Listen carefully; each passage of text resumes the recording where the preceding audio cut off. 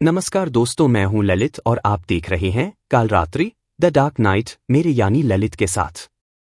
दोस्तों, सबसे पहले तो आप सभी का स्वागत है। हमेशा की तरह बिना वक्त जाया किए आज की कहानी शुरू करते हैं। राहुल, सोनिया और अंश बचपन के बहुत अच्छे दोस्त थे। तीनों की दोस्ती इतनी गहरी थी कि हर साल वे एक खास यात्रा पर साथ निकलते थे, चाहे हालात जैसे भी हों। इस बार उनकी मंजिल एक पुराना और सुनसान पहाड़ी गांव था, जो काफी अजीब और डरावनी कहानियों के लिए मशहूर था। इस गांव का नाम मृत्युगढ़ था और इसके बारे में कहा जाता था कि वहां जो भी गया वह कभी सही सलामत लौटकर नहीं आया। इस नाम ने सोनिया को यात्रा से पहले ही थोड़ा डरा दिया था, लेकिन अंश और राहुल के साथ होने पर उसे हमेशा सुरक्षा का एहसास होता था। तीनों दोस्तों ने गांव की तरफ रवाना होते वक्त शहर के भीड़भाड़ और शोर शराबे से दूर जाने के लिए खुशी से रुख किया।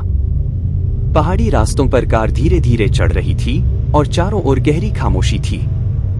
सड़क किनारे ऊंचे ऊंचे देवदार के पेड़ और जंगलों का अनधीन सिलसिला था। हवा में ठंडक थी और शाम का सूरज पहाड़ियों के पीछे डूबने को तैयार था। सूरज के डूबते ही रास्ते पर अजीब सा सन्नाटा छा गया। सोनिया ने कार की खिड़की से बाहर देखा और कहा, यह जगह तो सच में बहुत सुनसान लग रही है। यहाँ आसपास कोई गांव या आदमी दिख भी नहीं रहा। उसकी आवाज में घबराहट थी। राहुल ने हंसते हुए उसे छेड़ा, डर गई क्या? अभी तो सफर शुरू हुआ है। अंश, जो अब तक खामोश था, ने गहरी आवाज में कहा, तुम्हें डर नहीं लगता सोनिया? यहाँ आने के बाद से मुझे कुछ अजीब महसूस हो रहा है। यह जगह असल में वैसी ही है जैसा सुना था, रहस्यमय और खौफनाक। सोनिया ने अंश की बात को मजाक समझते हुए हंस दिया। अंश, तुम भी ना, हर बार ऐसे अजीब बातें करके हमें डराते रहते हो। अंश ने सोनिया की हंसी का कोई जवाब नहीं दिया, बस चुपचाप खिड़की से बाहर देखता रहा। राहुल ने भी अंश की चुप्पी पर ध्यान नहीं दिया और हंसी मजाक में सफर जारी रखा। रात हो चुकी थी जब वे आखिरकार मृत्युगढ़ गांव पहुंचे। गांव में दाखिल होते ही वहां का माहौल बिल्कुल बदल गया। गांव के रास्ते सुनसान थे, मानो वहां कोई इंसान नहीं रहता हो। घनी धुंध चारों तरफ फैली हुई थी और हवा में अजीब सी ठंडक थी जो उनकी हड्डियों तक को सिहरा रही थी। गांव के कुछ पुराने खंडहर जैसे घर दिखाई दे रहे थे। उन घरों की खिड़कियों में से कोई रोशनी नहीं झलक रही थी, मानो वहां कोई सदियों से नहीं रहता हो। सोनिया ने हल्की आवाज में कहा, यह गांव तो वैसा नहीं लग रहा जैसा हमने सोचा था। यहाँ कोई आदमी भी नजर नहीं आ रहा। राहुल ने सहमति में सिर हिलाया, हाँ, कुछ तो अजीब है, लेकिन शायद यहाँ के लोग जल्दी सो जाते होंगे। अंश, जो अब तक बिल्कुल शांत था, अचानक बोला, यह गांव हमेशा से ऐसा ही था। यहाँ के लोग नहीं, यहाँ आत्माएं रहती हैं। सोनिया और राहुल ने उसकी ओर हैरानी से देखा। तुम फिर से शुरू हो गए अंश, सोनिया ने हंसी के साथ कहा, लेकिन इस बार उसकी हंसी में एक हल्की घबराहट छिपी थी। अंश ने सिर्फ एक ठंडी मुस्कान दी और चुप हो गया। उसकी आंखों में एक अजीब सी चमक थी जो सोनिया को थोड़ा असहज कर गई। गांव में रुकने के लिए उन्हें एक पुराना टूटा फूटा घर मिला जो किसी जमाने में एक हवेली हुआ करती थी। गांव में और कोई ठहरने की जगह नहीं थी, इसलिए मजबूरन उन्हें वहीं रुकना पड़ा। घर के अंदर घुसते ही एक अजीब सी गंध फैली हुई थी, जैसे वहां सालों से किसी ने कदम न रखा हो। दीवारों पर पुरानी धुंधली पेंटिंग्स थीं जो रहस्यमय और डरावनी लग रही थी। घर के हर कोने में धूल और जाले थे और अंधेरे में वहां कुछ हलचल सी महसूस हो रही थी, मानो कोई उन्हें देख रहा हो। यह घर सच में भूतिया है, राहुल ने मजाक करते हुए कहा, लेकिन उसके चेहरे पर घबराहट साफ झलक रही थी। सोनिया ने अपना बैग रखा और खिड़की से बाहर झांकने लगी। बाहर दूर तक बस अंधेरा और कोहरा था और बीच बीच में झिंगुरों की आवाज गूंज रही थी। मुझे यह जगह ठीक नहीं लग रही, शायद हमें यहाँ नहीं रुकना चाहिए था, उसने कहा। अंश ने फिर से वही ठंडी मुस्कान दी और बोला, यह घर हमारा इंतजार कर रहा था। यहाँ जो कुछ होगा वह हमारी किस्मत का हिस्सा है। सोनिया और राहुल ने अंश की ओर अजीब नजरों से देखा। अंश का यह अंदाज कुछ अलग था, जैसे वह कुछ छिपा रहा हो, कुछ जानता हो जो बाकी दोनों नहीं जानते। उसने हमेशा रहस्यमयी बातें की थीं, लेकिन आज उसका चेहरा और उसकी बातें दोनों ही कुछ और इशारा कर रहे थे। रात का खाना खाकर तीनों दोस्त बातें करने लगे, लेकिन अंश अब बहुत कम बोल रहा था। उसकी चुप्पी पूरे माहौल को और भी खौफनाक बना रही थी। बीच बीच में हवा की अजीब आवाजें आ रही थीं, जैसे कोई छिपकर देख रहा हो। अचानक बिजली चली गई और घर पूरी तरह अंधेरे में डूब गया। राहुल ने मोबाइल की टॉर्च जलाते हुए कहा, अरे ये क्या? बिजली चली गई। मैं बाहर जाकर देखता हूं। अंश ने तुरंत गंभीर स्वर में कहा, बाहर मत जाओ, यहां कुछ गलत है। राहुल उसकी बात को अनसुना करते हुए बाहर की तरफ बढ़ गया, लेकिन जैसे ही वह दरवाजा खोलने वाला था, दरवाजा जोर से खुद ब खुद बंद हो गया। सभी घबरा गए। सोनिया ने कांपते हुए कहा, यह कैसे हुआ? दरवाजा खुद ब खुद बंद कैसे हो सकता है? अंश ने धीमे से कहा, यह जगह हमें रोकने की कोशिश कर रही है। राहुल और सोनिया ने एक दूसरे की ओर देखा, उनके दिलों की धड़कनें तेज हो चुकी थी। अंश की यह बातें अब पहले से कहीं ज्यादा डरावनी लगने लगी थी। तुम कहना क्या चाहते हो, अंश? राहुल ने गुस्से और डर के बीच पूछा। अंश ने अपने चेहरे पर अजीब मुस्कान के साथ जवाब दिया, तुम्हें याद नहीं, लेकिन मैं जानता हूं। मैं इस जगह से जुड़ा हुआ हूं। राहुल और सोनिया ने चौंकते हुए उसकी ओर देखा, लेकिन अंश के चेहरे पर अब एक गहरा रहस्य था, जो इस खौफनाक सफर को और भी डरावना बना रहा था। अब सवाल था, अंश क्या छिपा रहा था और यह जगह सच में उनके लिए क्या खतरा लेकर आई थी? घर की अजीब घटनाओं और अंश की रहस्यमयी बातों ने राहुल और सोनिया को पूरी तरह से असहज कर दिया था। गांव की रहस्यमयी खामोशी, घर की अजीब गंध और अंश का बदला हुआ व्यवहार उन्हें लगातार चिंता में डाले जा रहा था। बिजली चले जाने के बाद घर पूरी तरह से अंधेरे में डूब चुका था और हवा के झोंकों के साथ आने वाली अजीब आवाजें माहौल को और भी भयानक बना रही थी। राहुल और सोनिया ने महसूस किया कि अब यह सिर्फ कोई यात्रा नहीं रही थी, यह किसी बड़े खतरे की शुरुआत थी। राहुल ने मोबाइल की टॉर्च जलाए रखी, लेकिन उसकी रोशनी अंधेरे को पूरी तरह चीर नहीं पा रही थी। सोनिया कांपते हुए खिड़की की तरफ गई और बाहर झांका। वहां बस घना अंधेरा और चारों ओर फैला कोहरा था। गांव की खामोशी पहले से भी ज्यादा गहरी लग रही थी, मानो यह जगह सिर्फ उनके लिए बनी हो। एक अनजाना डर अब उनके दिलों में घर कर चुका था। अंश अब भी कमरे के एक कोने में बैठा था, उसकी आंखें अजीब तरीके से चमक रही थी। उसकी मुस्कान और गंभीरता ने माहौल को और भी रहस्यमयी बना दिया था। अंश, तुम हमें क्या बताने की कोशिश कर रहे हो? राहुल ने गुस्से और घबराहट के बीच पूछा। अंश ने सिर झुकाते हुए जवाब दिया, तुम्हें याद नहीं आता, लेकिन मैंने तुम्हें सब कुछ बताया था। तुमने मुझे कभी गंभीरता से नहीं लिया। सोनिया ने बेचैनी के साथ कहा, क्या? हमें कुछ भी याद नहीं है। तुम किस बात की बातें कर रहे हो? अंश ने एक गहरी सांस ली और फिर से अपनी कहानी शुरू की। यह सिर्फ एक यात्रा नहीं है, यह उस सफर की पुनरावृत्ति है जो हमने 5 साल पहले किया था। याद है, हम तीनों पहली बार यहां आए थे, लेकिन तब हम गांव के इस हिस्से में नहीं गए थे। तुम दोनों तो यहां से सही सलामत लौट आए थे, लेकिन मैं नहीं लौटा था। अंश की यह बात सुनते ही राहुल और सोनिया का दिल एकाएक धड़कने लगा। उनकी आंखों के सामने धुंधली यादें उभरने लगीं, 5 साल पहले की एक यात्रा जहां कुछ गलत हो गया था। लेकिन क्या हुआ था, यह दोनों को पूरी तरह से याद नहीं था। 5 साल पहले, अंश ने धीमे स्वर में कहा, हम इसी गांव की यात्रा पर आए थे। लेकिन तुम दोनों यह नहीं जानते कि उस दिन यहां मेरे साथ क्या हुआ था।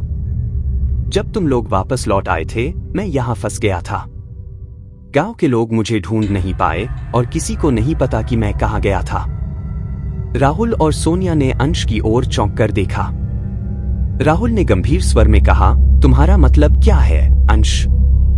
अगर तुम यहां फंस गए थे, तो हम तुम्हारे साथ कैसे हो सकते हैं? तुम हमारे साथ पूरे समय रहे हो। अंश ने मुस्कुराते हुए जवाब दिया, नहीं, तुमने जो देखा वह मैं नहीं था। वह सिर्फ मेरी छाया थी। असली मैं तो यहीं इस गांव में मर चुका था। उस दिन गांव के बाहर एक गहरी खाई में गिरने से मेरा अंत हो गया था। यह सुनते ही राहुल और सोनिया के चेहरों से खून उतर गया। अंश की यह बात किसी भी इंसान के लिए पचाना मुश्किल था।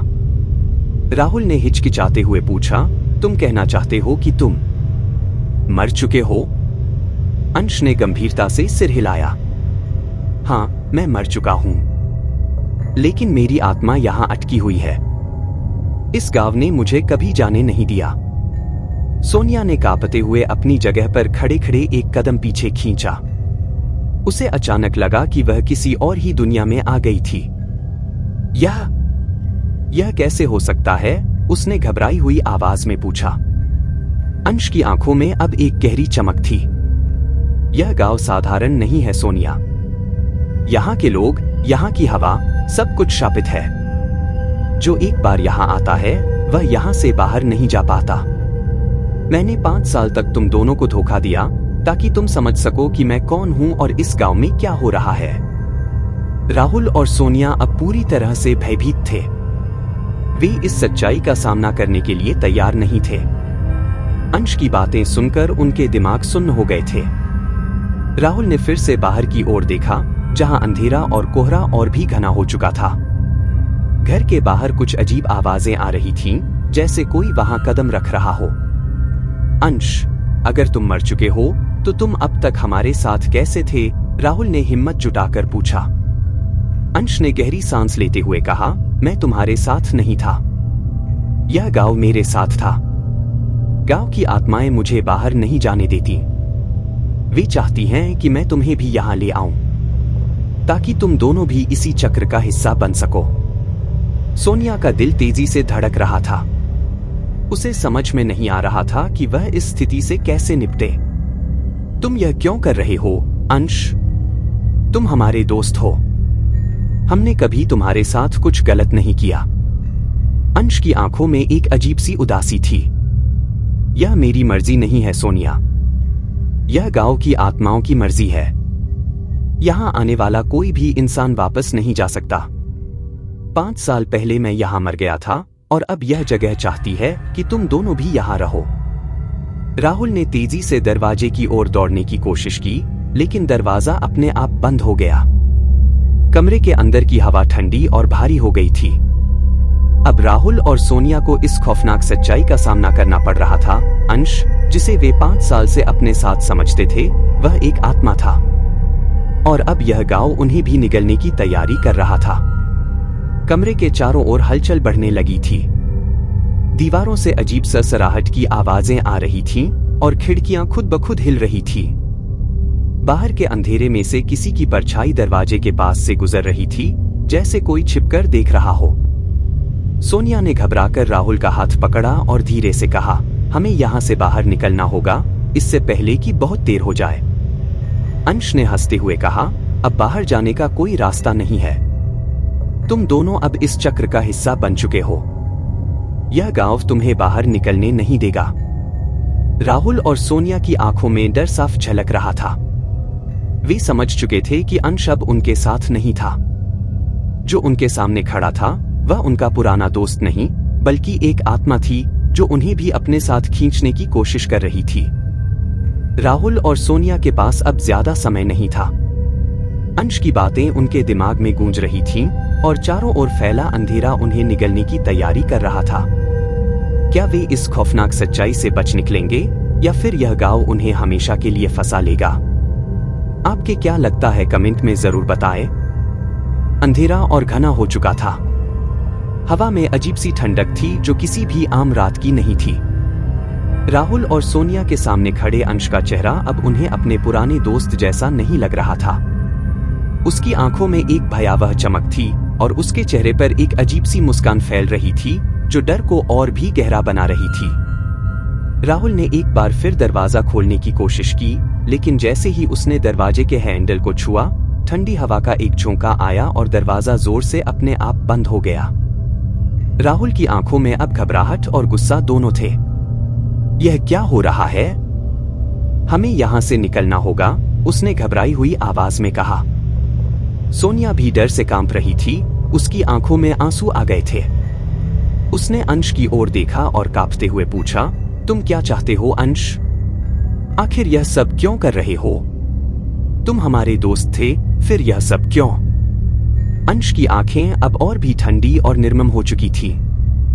मुझे कोई चाहत नहीं है, सोनिया। मैं अब कुछ नहीं चाहता, क्योंकि मैं अब इंसान नहीं हूं। यह गांव मुझे बांध चुका है। मैं सिर्फ एक साधन हूं जो इस गांव की मर्जी पूरी कर रहा हूं। यह जगह चाहती है कि तुम दोनों भी इसका हिस्सा बनो। राहुल अब तक अपनी हिम्मत जुटाकर खड़ा था। उसने एक पल के लिए अंश की ओर देखा और फिर कहा, नहीं, हम यहां से भाग सकते हैं। हमें बस बाहर निकलने का रास्ता ढूंढना होगा। वह सोनिया की ओर मुड़ा। चलो, हम खिड़की से बाहर कूद सकते हैं। सोनिया ने हिचकिचाते हुए खिड़की की ओर देखा। बाहर अब घना कोहरा छा चुका था और खिड़की से बाहर कुछ भी साफ नहीं दिख रहा था। वह जानती थी कि बाहर जाने का रास्ता भी खतरों से भरा हो सकता है, लेकिन उनके पास और कोई विकल्प नहीं था। राहुल और सोनिया ने खिड़की की ओर कदम बढ़ाए, लेकिन तभी अंश की भयानक हंसी कमरे में गूंज उठी। तुम बाहर नहीं जा सकते। यह जगह तुम्हें जाने नहीं देगी। तुम दोनों अब मेरे साथ हमेशा के लिए यहां फंस चुके हो। अंश की बातों ने सोनिया के दिल में डर और भी गहरा कर दिया। लेकिन राहुल ने अपनी हिम्मत बनाए रखी और खिड़की को धक्का देने की कोशिश की। जैसे ही उसने खिड़की खोली, बाहर से एक और तेज झोंका अंदर घुसा और उनकी आंखों में धूल भर गई। खिड़की से बाहर का दृश्य अब और भी अजीब हो गया था। गांव के खंडहर जैसे घरों के बीच उन्हें अंधेरे में कुछ परछाइयां हिलती डुलती दिखी, मानो गांव की आत्माएं जाग उठी हों। यहां कुछ तो है, सोनिया ने डर के साथ कहा। उसकी आवाज कांप रही थी और उसकी आंखों में डर के आंसू भर आए थे। राहुल ने खिड़की से बाहर झांकते हुए देखा, लेकिन वहां बस धुंध और सन्नाटा था। हमें यहां से जाना होगा, उसने दृढ़ता से कहा, इससे पहले कि कुछ और हो। राहुल ने सोनिया का हाथ पकड़ा और खिड़की से बाहर कूद गया। दोनों तेजी से भागने लगे, लेकिन बाहर की स्थिति और भी खतरनाक थी। घना कोहरा हर दिशा में फैल चुका था और हवा में एक अजीब सी ठंडक थी जो उनकी हड्डियों तक पहुंच रही थी। उन्होंने गांव के मुख्य रास्ते की ओर दौड़ने की कोशिश की, लेकिन हर कदम पर उन्हें लग रहा था कि वे किसी अदृश्य दीवार से टकरा रहे हैं। चारों ओर सन्नाटा था, लेकिन बीच बीच में अजीब सी सरसराहट की आवाजें आ रही थी, मानो गांव की आत्माएं उन पर नजर रख रही हो। अचानक सोनिया ने रुककर पीछे मुड़कर देखा। अंश अब भी उनके पीछे खड़ा था, लेकिन उसका चेहरा अब बिल्कुल बदल चुका था। उसका चेहरा सफेद और ठंडा हो गया था और उसकी आंखें अंधेरे में चमक रही थी। तुम नहीं जा सकते। अंश की आवाज अब और भी गहरी और भयानक हो गई थी। यह गांव तुम्हें कभी नहीं छोड़ेगा। राहुल और सोनिया दोनों की सांसें तेज हो रही थी। उनके पैर थक चुके थे और ठंड ने उन्हें पूरी तरह जकड़ लिया था, लेकिन फिर भी वे हिम्मत नहीं हारना चाहते थे। राहुल ने अपने आप को संभालते हुए कहा, हम यहां से बाहर निकलेंगे, चाहे कुछ भी हो जाए। सोनिया ने डरते हुए उसकी तरफ देखा, लेकिन उसके भीतर भी अब थोड़ी हिम्मत जाग चुकी थी। दोनों ने दौड़ना जारी रखा, लेकिन जैसे ही वे गांव के अंतिम छोर पर पहुंचे, सामने अचानक एक गहरी खाई उभर आई। यह वही खाई थी जिसका जिक्र अंश ने किया था, वह खाई जहां गिरकर अंश की मौत हुई थी। राहुल और सोनिया खाई के किनारे खड़े होकर हांफने लगे। उनके पीछे अंधेरे में अंश धीरे धीरे उनकी ओर बढ़ रहा था। उसकी चाल अब और भी भयानक हो चुकी थी और उसकी आंखों में मौत की ठंडक साफ दिख रही थी। तुम्हें याद है, यही वह जगह है, अंश ने कहा। यहीं पर सब खत्म हुआ था। यहीं पर मेरी मौत हुई थी और अब तुम्हारी बारी है। राहुल और सोनिया अब पूरी तरह से हताश हो चुके थे। उनके सामने गहरी खाई थी और पीछे मौत का साया। तभी सोनिया की आंखों में एक नई रोशनी झलक उठी। उसने धीरे से राहुल की ओर देखा और कहा, हम वापस अंश के पास क्यों नहीं जा सकते? शायद उसकी आत्मा को शांति चाहिए। राहुल ने चौंकते हुए उसकी ओर देखा। क्या? तुम क्या कह रही हो? सोचो, अगर अंश इस गांव में अटका हुआ है तो शायद उसकी आत्मा को मुक्ति चाहिए। अगर हम उसे माफ कर दें तो शायद हम बच सकें। सोनिया की आवाज में एक अनिश्चितता थी, लेकिन यह उनका आखिरी मौका था। राहुल ने कुछ सोचा और फिर सहमति में सिर हिलाया। दोनों ने पीछे मुड़कर अंश की ओर देखा, जो अब उनके बहुत करीब था। सोनिया ने अपनी सारी हिम्मत जुटाकर कहा, अंश, हम तुम्हें माफ करते हैं। जो भी हुआ वह एक हादसा था। हमें माफ कर दो और हमें जाने दो। अंश के चेहरे पर एक पल के लिए कुछ बदला। उसकी आंखों में हल्की सी नरमी आई और उसकी चाल धीमी हो गई। लेकिन फिर अचानक वह जोर से हंसा। तुम्हें लगता है कि माफी से कुछ बदल जाएगा? उसने ठंडी हंसी के साथ कहा। यह गांव सिर्फ मौत की जगह है। यहां से कोई नहीं बच सकता, न तुम न मैं। राहुल और सोनिया की सारी उम्मीदें टूट चुकी थीं। अंश अब उनके ठीक सामने था। तभी एक झोंका आया और अंश की आकृति हवा में घुलने लगी। लेकिन इसके साथ ही गांव की आत्माओं की सरसराहट भी बढ़ गई। राहुल और सोनिया ने एक अंतिम बार एक दूसरे की ओर देखा और समझ गए कि उनका अंत करीब था। अचानक खाई के अंदर से हाथों की लहराती आकृतियां उभरने लगीं, जिन्होंने राहुल और सोनिया को अपनी ओर खींचना शुरू कर दिया। वे चिल्लाते रहे, लेकिन उन हाथों की पकड़ बहुत मजबूत थी।